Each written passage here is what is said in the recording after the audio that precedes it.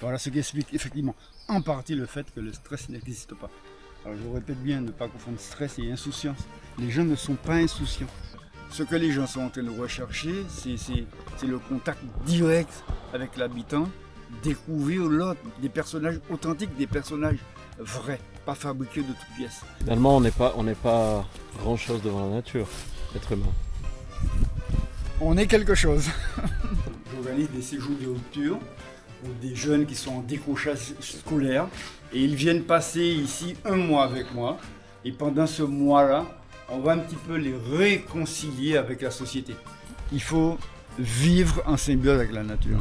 De toute façon, elle est plus forte que nous. Et on est arrivé, on l'a trouvé là, on partira, on la trouvera, on la laissera là. Quand vous montez, les gens vous accueillent. Vous voulez un fruit, au lieu d'avoir un fruit, on vous donne un sac, un cabas rempli. C'est justement ça qu'on essaie de préserver.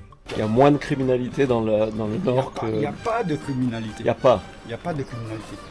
On se sent riche parce que ça veut dire qu'on a compris des choses. S'opposer à la nature, ça veut dire qu'on n'a rien compris, non pas de la nature, mais de la vie elle-même.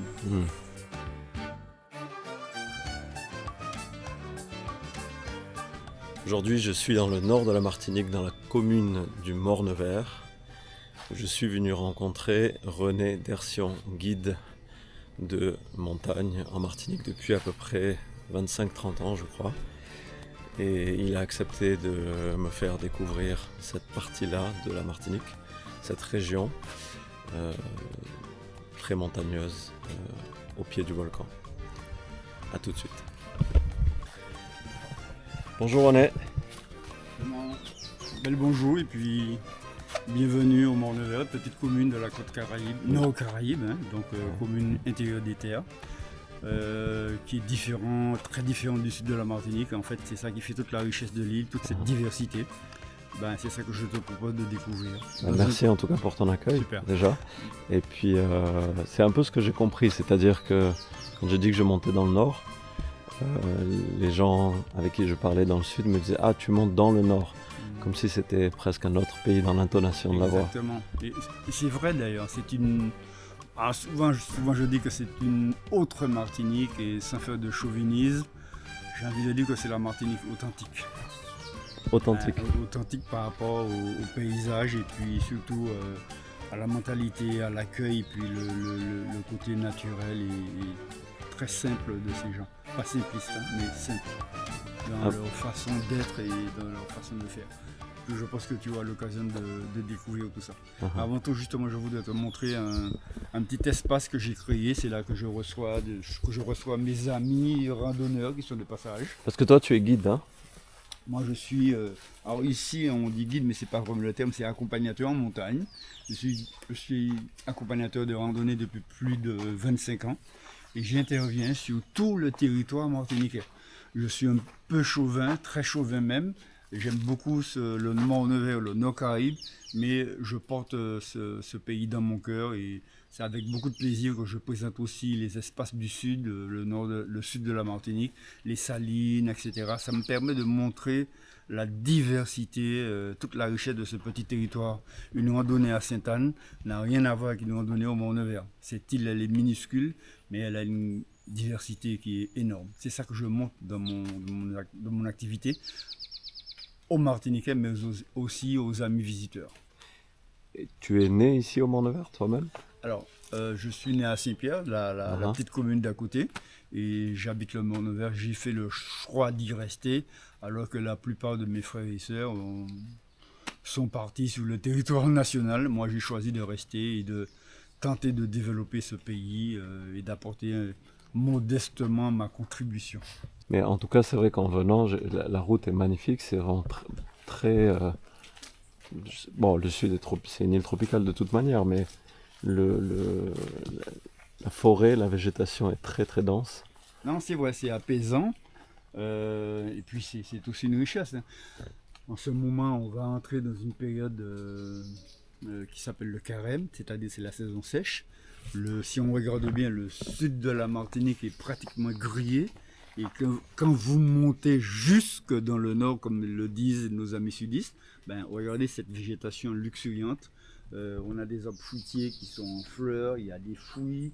c'est ça aussi la beauté de ce pays. En face de nous, on a la Pelée, capricieuse comme elle l'est. Elle a encore la tête dans les nuages, mais il suffit d'attendre quelques minutes et de souhaiter qu'elle se déshabille, on aura un panorama extraordinaire. Mais les quelques interviews que j'ai fait ici en Martinique, j'ai l'impression que les Martiniquais fuient le stress. Non, après c'est un état d'esprit. On sait qu'on a moins la pression, elle est moindre que ce qui existe en Europe, quoi. Et puis après il y a une éducation, il y a une formation. C'est vrai qu'on est loin, on est très loin des grands problèmes de ce monde, mais à ne pas confondre stress et insouciance. On est quand même conscient des grandes problématiques qui nous inquiètent d'ailleurs. Les guerres, l'inflation. Alors, en parlant d'inflation, ici on est très concerné puisqu'on mène des combats très, très durs contre la vie chère, mais j'ai envie de dire que ça ne nous prend pas la tête, par exemple. Donc nous on se dit quand même qu'il y a pire que nous et qu'on est quand même chanceux de vivre dans cet environnement, et c'est peut-être pour ça qu'il n'y a pas ce stress manifeste qui oppresse les gens. Je pense que la nature, c'est-à-dire l'accès à la nature aussi, bon là on le voit, on est vraiment en pleine montagne, en pleine forêt. Est-ce que ça joue sur le... C'est sûr que ça joue... sur l'être humain. C'est sûr que ça joue sur l'être humain, mais moi j'ai toujours envie de dire que la misère au soleil ou encore la misère dans le foie, c'est la même misère, quoi. Donc après, on doit se fortifier, on doit regarder ce qui se passe ailleurs et de dire qu'on est quand même chanceux d'être dans cet environnement. C'est quand même une chance, quoi. Voilà. Ok. Donc là, on est au pied des pitons du Carbet et c'est très très impressionnant par la densité de la végétation, extrêmement calme.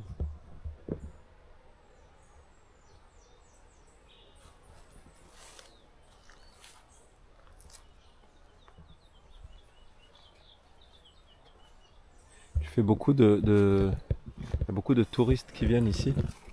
Ouais, il y en a pas mal, quoi, hein, donc qui viennent nous visiter, hein, donc on n'a pas la mer, mais on a ce qui compense cette végétation, cette luxuriance. Et puis aussi, on a des rivières. C'est des cours d'eau très sympathiques où je fais aussi une activité qui ressemble à de la randonnée pédestre, la randonnée aquatique. C'est-à-dire, on remonte le lit de la rivière. Alors, la randonnée aquatique, il n'y a pas de natation, il n'y a pas d'escalade. Donc, l'eau ne doit pas dépasser la taille. Et on remonte, les gens peuvent voir toute la faune aquatique, hein. Nos rivières sont très riches en écrevisses parce que l'eau étant de très très bonne qualité, quoi. D'accord ? Et puis juste à côté, j'ai un petit espace où j'organise aussi des bivouacs où les gens peuvent... dans la nature là ? Justement dans cet espace-là, wow, qui n'est pas visible de notre position, où les gens peuvent se déconnecter pendant 2-3 jours, quoi. Et là, je vous y invite. Est-ce que les touristes qui viennent à la montagne en Martinique, justement pour ce tourisme pédestre, etc., est-ce que c'est le même type de touristes que ceux qui vont dans le sud sur les plages, ou est-ce que ça peut être les mêmes personnes qui font les deux? La clientèle, si on peut parler de clientèle, elle est variée, puisque les gens savent très bien quand ils viennent chez nous qu'il y a une différence entre le nord et le sud. Donc il y en a qui font 2 séjours justement, un séjour dans le sud et un séjour dans le nord. Ils savent que dans le sud ça va être la mer, sable blanc, etc. Et quand ils vont remonter dans la deuxième partie de leur séjour, ça va être le nord de la Martinique avec la montagne Pelée et toute cette végétation, toute cette luxuriance et puis cette authenticité dont on en parlait tout à l'heure. Et étant donné que tu es guide, accompagnateur de montagne, est-ce que tu travailles aussi avec les agences de voyage? Ouais. Pendant longtemps, j'ai travaillé avec des agences. aujourd'hui un petit peu moins, parce que quand on grandit, quand on vieillit dans le métier, on aspire un petit peu à faire un petit peu ce qu'on veut et à montrer autre chose. Travailler avec une agence, c'est classique, hein, c'est-à-dire qu'il y a un programme à respecter. On est un petit peu bridé en quelque sorte. Il y a un cahier des charges, il y a des choses à respecter. Donc, il y a des exigences. Aujourd'hui, moi, je ne peux pas prétendre travailler dans la nature et ne pas être moi-même dans cette nature. Donc voilà, je vais travailler en toute liberté, changer le programme au gré des humeurs des clients. Donc voilà, un petit peu. C'est pour ça que j'ai laissé un petit peu la main à quelques jeunes que j'ai formés. Je leur ai filé un petit peu mes clients, mais j'ai encore quelques contacts avec quelques agences. Ce que les gens sont en train de rechercher, c'est le contact direct avec l'habitant, découvrir l'autre, découvrir des personnages authentiques, des personnages vrais, pas fabriqués de toutes pièces. Et moi, c'est ce tourisme-là que je défends. J'ai envie d'emmener les gens dans les rivières, de découvrir les écrevisses, de grimper dans un cocotier. Partager ta passion. De partager ma passion et de partager le pays Martinique. Bon, je crois que c'est ce tourisme-là qu'il faut... D'ailleurs, c'est ça que les autres sont en train de développer. Vous n'avez qu'à aller en Dominique. La plupart des Martiniquais, quand ils vont à Dominique juste à côté, ils reviennent estébéqués. Comme s'ils avaient été dans un autre continent. Parce que tout simplement, le tourisme à la Dominique est resté authentique. Les gens vous donnent leur cœur. Et c'est ça qu'on a un petit peu perdu. Voilà. Moi, je suis dans cette démarche-là. L'authenticité, ce mot-là qui revient tout le temps. Donner un peu de soi. Et surtout qu'on connaît cette espèce de déshumanisation.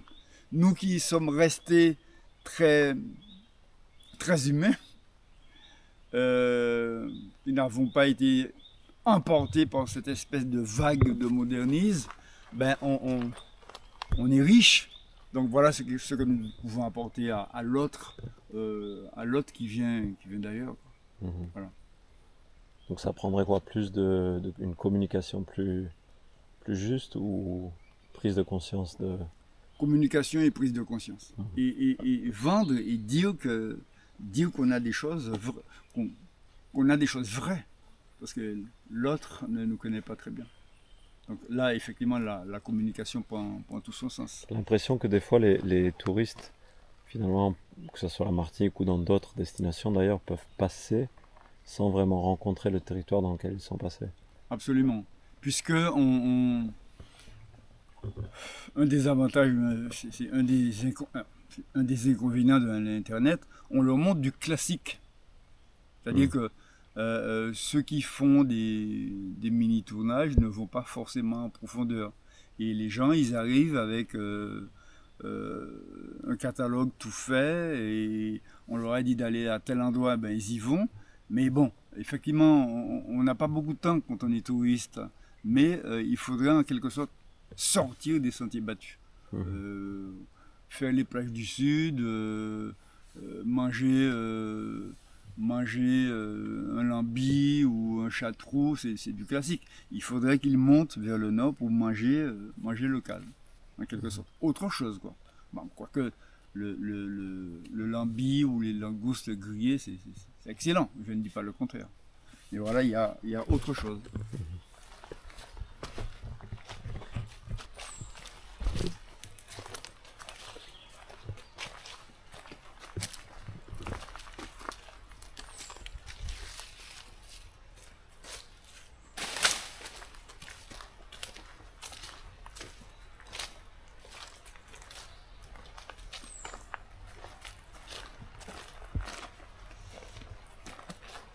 Voilà, on arrive à un petit espace que j'ai créé qui me permet d'organiser du bivouac ou plutôt du camping, où ceux qui veulent effectivement déconnecter pendant 2-3 jours peuvent venir ici. Donc ici dans cet espace dégagé, on va installer les tentes et à l'intérieur on va installer les hamacs. Juste à côté, j'ai une cuisine où on a en autonomie, on peut faire à manger et on n'est pas très loin du départ de pas mal de sentiers de randonnée pédestre. Et juste en contrebas, on a effectivement une rivière qu'on peut remonter, qu'on peut redescendre et même découvrir la faune aquatique. Donc ici, on peut passer 2-3 jours. À côté, j'ai une source, une très belle source où on peut se baigner, etc. Avec une eau qui est quand même très, très agréable à boire. Voilà, donc ça c'est le local. On peut suspendre les hamacs. Donc comme ça, on est à l'abri, hein, on est à l'abri du vent. Et s'il pleut, on est là en toute tranquillité. Et c'est aussi un lieu où je reçois des jeunes en difficulté. Moi, j'organise des séjours de rupture pour des jeunes qui sont en décrochage scolaire. Et ils viennent passer ici 1 mois avec moi. Et pendant ce mois-là, on va un petit peu les réconcilier avec la société.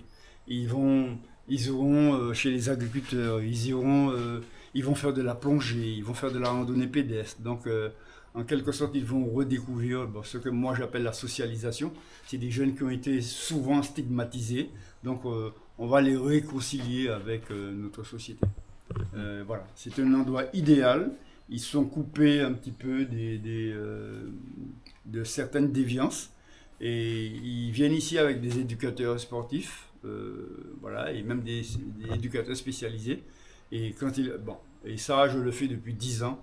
Et on a quand même, quand ils reviennent dans le foyer, hein, on a quand même on peut dire il y a quand même des modifications de comportement. Il est évident que dans un espace comme ça, on se réapproprie son environnement. On se replie sur soi-même et ça peut prêter à réflexion et afin de repartir sur de nouvelles bases. Donc ça, je le fais depuis 10 ans avec des jeunes et des mineurs. Il y a beaucoup de criminalité aux Antilles, de manière générale, ou c'est quelque chose qui est stable ou... Bon, je ne dirais pas que le taux de criminalité, on a quelques déviances un petit peu comme partout, mais bon, dire que on a un taux de criminalité ici, je dirais non. Alors encore moins dans le nord de la Martinique. Quand il y a un événement tragique chez nous, c'est un événement extraordinaire. Ce n'est pas banalisé, donc ça veut dire que c'est quand même, on est quand même préservé. On est quand même assez préservé. On n'est pas à l'abri de tragédie, mais on est quand même assez préservé. Oui, comme partout, mais... Comme partout, ouais. Tu dirais que la nature rééquilibre l'homme ? Absolument, ouais. Je crois. Et on le voit très bien, comme je le disais. Dans ce cadre-là, les gamins sont très apaisés. Qu'est-ce qui fait que, selon toi qui travailles avec les adolescents depuis 10 ans, qui fait qu'un adolescent peut à un moment donné partir dans cette forme de déviance? Alors par rapport à ces gamins que j'ai observés, moi je pense que c'est notre société traditionnelle qui a explosé, qui s'est fracturée. Autant la famille était puissante chez nous dans les départements, autant elle a explosé. Il y a eu cette espèce de mutation. Et aujourd'hui, la plupart de ces enfants, c'est des enfants qui sont en décrochage scolaire parce que, bon, effectivement, on ne va pas se voiler la face. Les parents n'ont pas été là, on dirait ça comme ça. Et à une époque, les parents étaient très présents, même trop présents.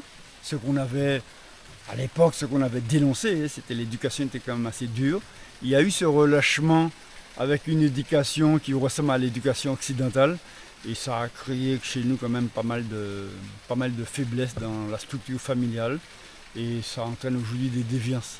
Donc il y a aussi la présence, la plupart de ces gamins sont issus de familles monoparentales, le père n'est pas là, etc. Et quand le père est là, il ne joue pas son rôle. En fait, c'est l'explosion de la famille tout court. Mais ces gamins qui ont besoin de cadres et surtout d'accompagnement, quand vous arrivez à créer ce lien de confiance, on voit qu'ils ils redeviennent comme de vrais gamins. Mais c'est l'absence d'accompagnement et c'est l'explosion de la structure familiale qui fait qu'on a, on a cette société avec ses failles et ses troubles. Donc finalement, pas suffisamment de cadre, c'est pas une bonne chose. Ben, on connaît la nature de l'homme, hein. L'homme a besoin. Un équilibre. L'homme est un animal social. Donc, et quand cet équilibre vole en éclats, bah, il faut être vraiment fort pour ne pas partir à volo, quoi. Voilà. Et être fort, ça veut dire être accompagné, être compris, quoi. Donc, c'est pour ça. Et c'est ce que je tente avec mes faibles moyens. J'apporte, on parlait de ça tout à l'heure, c'est un peu ma contribution à cette société. Ça, c'est une source que tu as trouvée, toi? Et là, c'est une source que j'ai trouvée. Et c'est une eau qui est très bonne d'ailleurs.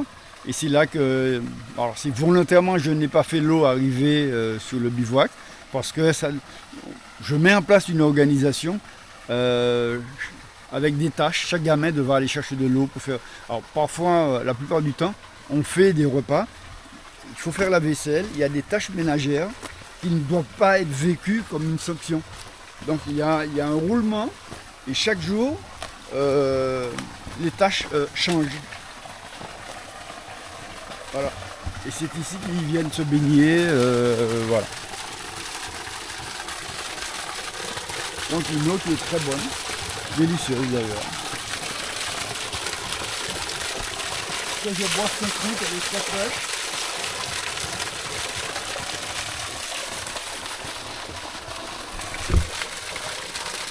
Je devrais la goûter.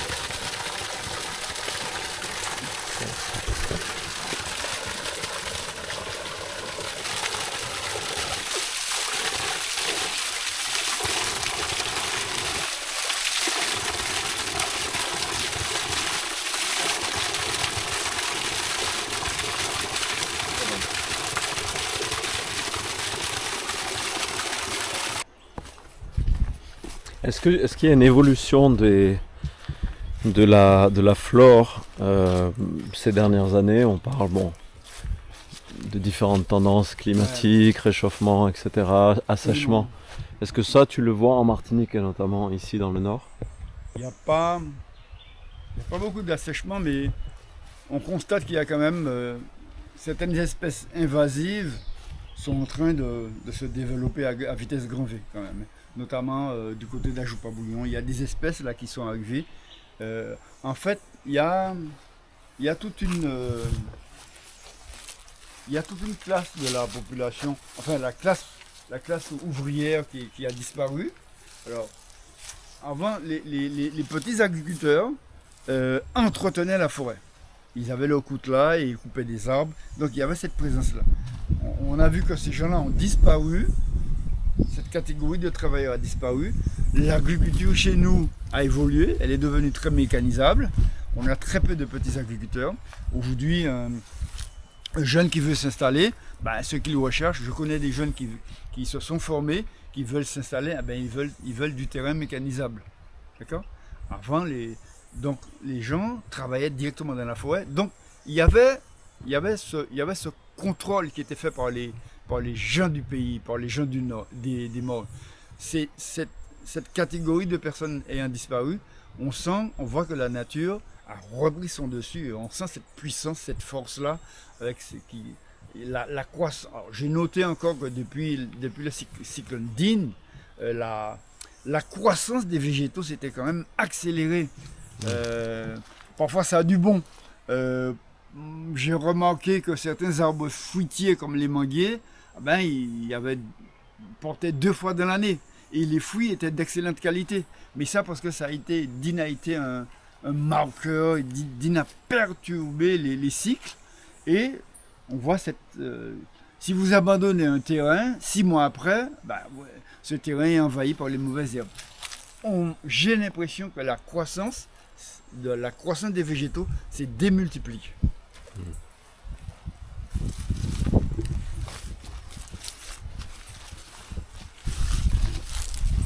Finalement, on n'est pas grand-chose devant la nature, l'être humain. On est quelque chose. Ben, Est-ce que le fait d'être... il ne faut pas s'opposer à la nature, mais il faut vivre en symbiose avec la nature. De toute façon, elle est plus forte que nous. Et on est arrivé, on l'a trouvé là, on partira, on la trouvera, on la laissera là quand même. La question que je voulais te poser, c'est est-ce que toi qui passes beaucoup de temps en forêt, en nature, au milieu de cette immensité et cette force végétale dans laquelle on est actuellement, est-ce que tu penses que ça amène aussi une forme d'humilité, une saine humilité? Absolument, absolument. Parce que quand on est en face de la nature, quand on regarde, on se sent tout petit, on se sent humain devant ces forces-là. Donc il y a cette présence qui, on se sent petit, mais en même temps, on se sent riche parce que ça veut dire qu'on a compris des choses. S'opposer à la nature, ça veut dire qu'on n'a rien compris non pas de la nature, mais de la vie elle-même. Voilà, c'est ma philosophie, c'est ce concept-là que je développe et que j'essaie de partager.